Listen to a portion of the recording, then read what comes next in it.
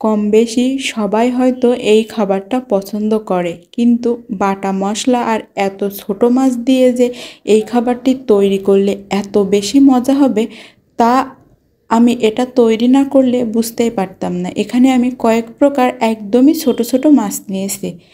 এবার এখানে 1 চামচ রসুন বাটা, 1 চামচ জিরা ও সাথে আমার স্বাদ মতো আমি শুকনা মরিচ বাটা দিয়ে দিয়েছি। এবার কিছুটা লবণ ও 1 চামচের মতো হলুদ গুঁড়া দিয়ে এখানে যে মেন উপকরণ সেটা হলো পেঁয়াজ। আমি এখানে 1 বাটির মতো পেঁয়াজ দিয়েছি। এই রেসিপিতে পেঁয়াজের পরিমাণটা একটু বেশি দিতে হবে। এবার একটু সরিষার তেল দিয়ে সব মশলাগুলো মাছের সাথে আমি খুব ভালোভাবে মাখিয়ে 10 মিনিট রেস্টে দিয়ে রাখবো। 10 মিনিট পর আমি এখানে আগে থেকে ধুয়ে পরিষ্কার করে রাখা বড় বড় সাইজের পুঁই শাকের পাতা নিয়েছি।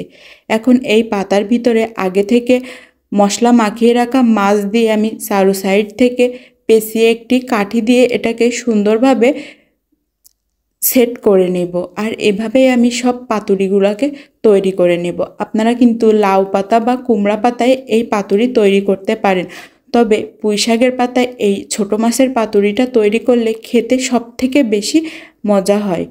আর রেসিপিটা ভালো লাগলে কিন্তু আমার পেজ ফলো করতে ভুলবেন না, সাথে আমার ইউটিউব চ্যানেলটাকেও সাবস্ক্রাইব করে রাখবেন। এভাবেই আমি সব পাতুরিগুলা তৈরি করে নিয়েছি। এখন চুলায় একটি প্যানে পরিমাণ মতো সরিষার তেল দিয়ে দেব।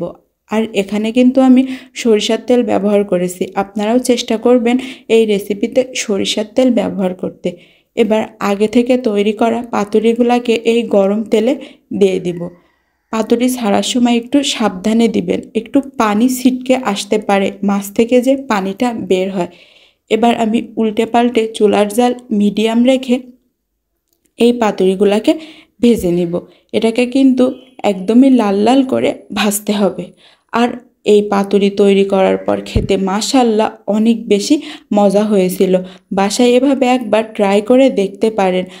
পাতুরিটা ভাজতে ভাজতে কালারটা যখন চেঞ্জ হয়ে আসবে তখন আমি এটাকে নামিয়ে নিব।